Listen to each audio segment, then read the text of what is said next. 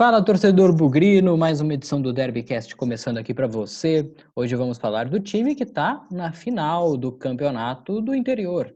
Não era aquilo que o torcedor sonhava, que o time parecia que ia conseguir fazer. Imaginava-se aí umas quartas de final do Paulistão, infelizmente acabou não vindo, né? Mas chegou na final do Troféu do Interior, joga nesta terça-feira, 8 da noite, na Arena Barueri, contra a equipe do Bragantino, do Red Bull Bragantino, né? Uma equipe forte, uma equipe da Série A do Campeonato Brasileiro. Mas hoje eu, João Marcos Carneiro, e o meu companheiro aqui, Eduardo Martins, vamos falar sobre essa campanha. Primeiro jogo contra o Ituano, depois o jogo contra a Inter de Limeira e como o Guarani chegou nesse troféu do interior, nessa final, Edu. Fala, João. Fala, torcedor bugrino. Tudo bom com vocês? Tudo certo? Vamos para mais uma edição do Derbycast com muitas informações do Bugre. Bugre finalista do Troféu do Interior. Que nem você falou, João. Não era o que o torcedor sonhava, né? Mas agora o Guarani tem uma final nessa terça-feira. Pode garantir um título, uma premiação de R$360 mil e a vaga direta para a Copa do Brasil de 2021. Exatamente, né? Vale muito mais pelo dinheiro e pela Copa do Brasil do que pelo título em si, o que significa o troféu do interior. Lógico, é uma taça, né, para você colocar lá no currículo, os jogadores, enfim, mas o valor financeiro para ajudar numa série de coisas e a vaga na Copa do Brasil, que já não vem há tanto tempo, acaba sendo mais importante, coisa que para o Red Bull não vai fazer tanta diferença, né? Dinheiro para eles não é problema e a vaga Tem na de Copa do sobra em Brasil também Bragança não. Paulista. Exatamente. Bom, a gente começa então falando do 1-1 contra o Ituano na quarta-feira passada. E assim, eu não quero ver pênalti nunca mais na minha vida. Aquilo lá foi traumatizante. 30 pênaltis, não acabava mais. E eu querendo assistir a novela. Vê se pode um negócio desse, Edu.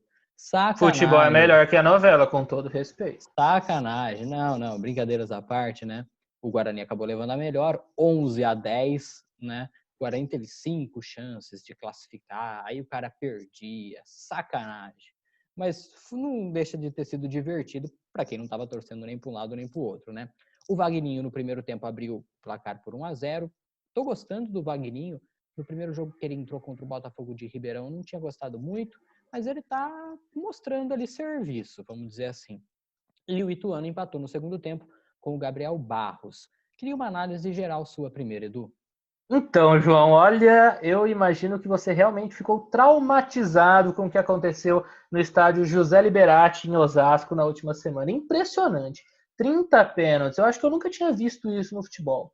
Desde que eu acompanho futebol há 15 anos, eu acho que eu nunca tinha visto isso, mas realmente foi impressionante. O Guarani acabou sendo mais competente e conseguiu sair com a classificação, né? Que nem você falou, teve muitas chances, não ia, até que foi no final, quando o Elias Carioca converteu o último pênalti. Mas eu queria falar um pouco sobre a atuação do Guarani nesse jogo. Foi bem preocupante, né? Para quem acompanhou o jogo, foi mais uma atuação muito abaixo do que era visto na equipe antes da pandemia. Já tinha sido bem frustrante nessa reta final do Campeonato Paulista, da primeira fase, né, da fase de grupos, principalmente no jogo contra o Botafogo de Ribeirão Preto, mas no jogo contra o São Paulo, o Guarani também passou longe de ter uma boa atuação, e nesse jogo contra o Ituano, no Troféu do Interior, foi mal também. Eu até gostei muito do começo de jogo. A equipe vinha se movimentando bem e tal, sabe?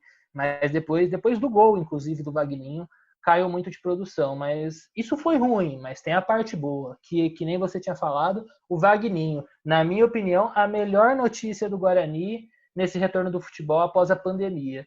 Boas atuações do Vagninho. Ele não tinha sido titular, né? Nem contra o Botafogo, nem contra o São Paulo, mas nesses 2 jogos do Troféu do Interior eu gostei bastante das atuações dele. Fez o gol nesse jogo contra o Ituano, depois fez o jogo com a Inter, né? Mas esse a gente vai falar daqui a pouquinho. Mas além de fazer o gol, eu gostei muito que ele se movimenta bem. Ele é um centroavante, ele é artilheiro, mas ele se movimenta bem, ele oferece opções de jogo à equipe, sabe? Então, isso eu achei muito interessante, eu acho que é um ponto muito positivo que fica para o Bugre para essa sequência de temporada. Do restante, a atuação, principalmente do meio-campo, nesse jogo contra o Ituano, eu não gostei. E da defesa, ficou devendo também, eu acho, sabe? E o adversário era muito fraco. O time do Ituano é muito fraco. Não tá entre os 2 mais fracos do estadual, né? Que eu acho que os 2 mais fracos realmente foram os que foram rebaixados, tanto o Oeste como o Água Santa, mas o Ituano era muito fraco. Então o Guarani tinha totais condições de ganhar o jogo com mais facilidade, apresentar um bom futebol. A gente sabe, é difícil retomar depois de um momento tão negativo que nem foi esses 2 últimos jogos do Campeonato Paulista da primeira fase para o Guarani. Mas esse jogo em específico, não gostei da atuação do Guarani. Veio a classificação, mas ficou claro que precisava melhorar muito ainda. O que você achou, João? Olha, eu vou ser bem sincero até assim. Eu acho que o primeiro tempo até foi razoável. O segundo tempo, aí realmente, e a parte física, eu tenho observado alguns jogadores, o Arthur Rezende não chegou tão bem, o Lucas Crispim, agora contra o Ituano, contra a Inter de Limeira, melhor dizendo, até estava um pouquinho melhor. Mas nesse jogo contra o Ituano, também nas outras partidas, contra o São Paulo, contra o Botafogo, esses 2 jogadores particularmente, um pouco mais lentos do que os demais. E eles são fundamentais para a equipe, né, na construção de jogadas. Então, acho que tudo isso dá para botar no pacote junto ali, né? E eu até acho que, assim, a escalação é uma escalação condizente com aquilo que os jogadores têm mostrado de uma forma geral. Pegando esse jogo, eu acho que eu gostei, por exemplo, da jogada do gol, o Persson chegando na linha de fundo, o Wagninho encobrindo o Pegorari no lance. Ali parecia que, pô, hoje vai. E não foi. Mas muito por causa dessa questão física, na minha visão de ver assim o jogo. O Ituano melhorou também no segundo tempo com as trocas que o Vinícius Bergantin fez. Enfim, o que mais me pega assim são as substituições. Você pega aqui no jogo, ó, contra o Ituano. Saiu o Crispim, que estava mal fisicamente, mas ele colocou o Marcelo, chamou muito o adversário. O Arthur Rezende também não estava bem fisicamente, colocou o Lucas Abreu, terminou o jogo com 3, 4 volantes. Aí depois saiu o Todinho, que ainda não voltou a ser aquele jogador que era até março. Colocou Elias Carioca, que foi importante nos pênaltis, mas na bola ali rolando ainda não teve tempo para mostrar alguma coisa. E também tirou o Wagninho, que também não está tão bem assim fisicamente. Colocou o Renanzinho, que também é um jogador que não tem tantos minutos assim no time. Então, acho que as trocas ainda deixam um pouco a desejar. E aí já emendo com a partida contra a Inter, pode ser, Edu? Você tem mais alguma coisa? Só para encerrar rapidinho desse jogo, a questão física, principalmente que você falou e falou muito bem, é algo que me chama atenção, mas me chama atenção pelo lado negativo. Eu acho que tem que ser encarado como uma preocupação do Guarani. Nesse retorno do futebol, o Guarani está bem atrás fisicamente dos adversários. Pelo menos a impressão que ficou para mim, sabe? Segundo tempo, você vê a equipe está se desgastando muito, muito. Então é algo que eu acho que tem que ser recuperado de forma urgente agora para a Série B, porque senão vai ser complicado. A gente sabe, o físico é muito importante na Série B. Então essa questão do preparo físico vai ser fundamental também. Exatamente, viagens ainda mais longas do que as que a gente tem aqui no interior paulista. E agora nesse retorno ainda foram viagens ainda mais curtas, né? Desceu para jogar na Vila contra o São Paulo, uma viagem de 2 horas aí mais ou menos, né? Não teve que ir lá para Mirassol, né? Que é uma viagem aí de 4, 5 horas às vezes, né? Enfim, é uma questão mais complicada. Agora na Série B, as distâncias percorridas vão ser ainda maiores e por isso precisa aumentar um pouquinho aí o elenco. Indo para a partida contra a Inter de Limeira, eu até já emendo com a informação, né, de que o goleiro da Inter, o Rafael Pim, que fez um bom jogo contra o Guarani, inclusive, e tem feito ótimas temporadas seguidas, 3, 4 anos seguidos, com um bom desempenho na equipe da Inter de Limeira, está sendo emprestado para jogar a Série B para o Guarani. Acho que vai ser importante para o jogador também ganhar mais rodagem, mais experiência, e vai ser uma boa sombra para o Jefferson. Né, se lá em janeiro, quando trouxeram o Matheus Cavicchioli, a gente achava que seria uma boa contratação, ele acabou nem entrando em campo e já vai ser emprestado, o Rafael Pim também é um bom goleiro. O Jefferson vai continuar sendo titular. Contra a Inter de Limeira também fez várias defesas, já tinha pego vários pênaltis contra o Ituano também. É um goleiro, assim, o Guarani, se tem uma posição que não precisa mexer, é no gol. Na minha Tem forma mais de goleiro ver. chegando, hein? Gabriel Mesquita, goleiro do Atlético Paranaense, está bem próximo também de ser anunciado como reforço do Guarani, porque o Carlão está de saída. O Carlão deve ser emprestado para o São Bernardo para jogar essa reta final de Série A2 do Campeonato Paulista no São Bernardo. Vale lembrar que o São Bernardo é administrado, tem como um dos principais administradores o Roberto Graziano, né? Então o Carlão deve ser emprestado para o São Bernardo e como substituto a ele vem o Gabriel Mesquita, goleiro formado nas categorias de base do Atlético Paranaense. Inclusive, no último domingo, depois do primeiro confronto da final do Campeonato Paranaense, o técnico Dorival Júnior até confirmou já que o que o Gabriel já está emprestado para o Guarani, deve ser anunciado oficialmente nos próximos dias aí. Sai Cavicchioli e Carlão, Cavicchioli para o América Mineiro e Carlão para o São Bernardo. Chegam Rafael Pim e Gabriel Mesquita ao Guarani para a sequência da temporada. Esse aí vindo do Atlético Paranaense dificilmente vai ter tanta chance assim, mas de qualquer forma, o Carlão também ganha rodagem, o garoto do Atlético também ganha rodagem, enfim. E o Gabriel vem para Campinas também para ganhar rodagem, um atleta que não foi utilizado ainda na equipe principal do Atlético Paranaense, então a ideia é fazer com que ele ganhe um pouquinho mais de experiência em Campinas, no Guarani. Sim, exatamente. Então, retomando, o jogo contra a Inter, o Murilo Rangel abriu o placar por 1-0. Aliás, informação também do nosso colega, amigo, o Lucas Rossafo, o Murilo Rangel está sendo aí contratado pelo Guarani. Nos próximos dias ele deve chegar, jogador de meio de campo, um pouco mais ofensivo até que o Arthur Rezende, para jogar ali como um meio armador. Eu acho que é uma contratação interessante. E aí, voltando para o jogo, os dois gols do Guarani. O primeiro do Giovani contra, numa jogada ali do Vagninho. O Giovani resolveu empurrar para dentro do gol. Giovani! Coitado. Meu Deus! Não, mas foi um belo gol, né? Foi só no lado errado, né? Sim, tirou do goleiro, foi muito bem. Talvez se ele tivesse atacando, ele não tivesse conseguido, com todo o respeito. Indefensável para o Rafael Pim. E o próprio Vagninho também fez o segundo gol, a virada do Bugre, classificando o time para a final. Suas opiniões sobre essa partida? Então, João, agora eu vou falar um pouco melhor agora, porque eu acho que a atuação do Guarani foi bem melhor nesse confronto com a Inter de Limeira. E um pouco o oposto do que aconteceu na partida anterior contra o Ituano. O primeiro tempo eu não gostei do Guarani. Muita dificuldade para criar, para chegar na frente, sabe? Meio campo errando muito ainda. Acabou tomando gol numa falha da defesa, na minha opinião, sabe? Mas o segundo tempo foi bem melhor. Lógico, esse gol contra facilitou um pouco para a equipe retomar a confiança no jogo, já com o placar empatado e parte para cima, sabe? Mas eu achei que o segundo tempo foi uma atuação que dá esperanças, tanto para essa final, do Troféu do Interior, como para a sequência da Série B do Campeonato Brasileiro. Mais uma vez, destaque do Guarani no jogo foi o Vagninho. Eu acho que ele talvez até faria esse primeiro gol aí, mas o Giovani acabou facilitando a vida dele e fazendo o gol contra, né? E no segundo, gol de oportunista, atacante oportunista, boa jogada do Lucas Crispim pelo lado direito. É uma boa notícia também, não vinha gostando do Crispim nesse retorno do futebol, em meio à pandemia, mas nesse jogo contra a Inter ele teve uma boa atuação, foi muito bem na jogada que ele acabou dando assistência para o Vagninho. Então, na minha visão, fica esses pontos positivos. E que nem você falou muito bem, e eu concordo plenamente. Excelente jogo do Jefferson Paulino também. Quando o Guarani mais precisou, ele apareceu com boas defesas, seguro, como já é de rotina. Então, fica os elogios para ele também. E o ponto negativo, na minha opinião, já havia criticado na última edição do Derbycast. Não gostei do jogo contra o Ituano e também não gostei no jogo contra a Inter, o Arthur Rezende. Acho que falta muito ainda para o Arthur Rezende ser aquele mesmo Arthur Rezende do ano passado, que ajudou muito o Guarani na luta contra o rebaixamento, se tornou um jogador fundamental naquela reta final de Série B. Retornou agora, mas está bem fora de ritmo ainda comparado com o restante do elenco, sabe?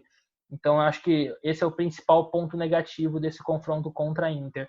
Mas trouxe expectativas boas para a torcida do Guarani. E vamos ver agora como que vai ser hoje, né? Nessa final de Troféu do Interior, eu vejo o Red Bull Bragantino com um pouquinho de favoritismo, principalmente por ser uma equipe de Série A, com altíssimos investimentos. Vale ressaltar que o Red Bull Bragantino foi a única equipe da primeira divisão do Campeonato Brasileiro que não reduziu salários e não demitiu funcionários em meio à pandemia. Então, é uma equipe que está muito saudável financeiramente, pode-se dizer, com bons jogadores. Resta saber como que eles vão encarar essa final de estadual, né? Porque na semifinal eles quase foram eliminados na semifinal do Troféu do Interior. Entraram em campo com uma equipe reserva, o jogo acabou empatado por 1-1 e eles se classificaram nos pênaltis, né? Então vamos ver como que eles vão encarar essa final. Pelo menos na semifinal não me pareceu uma equipe tão interessada no título do Troféu do Interior, então eu acho que isso pode ajudar o Guarani e acho importantíssimo para o Guarani levar a sério e conquistar o título do Troféu do Interior.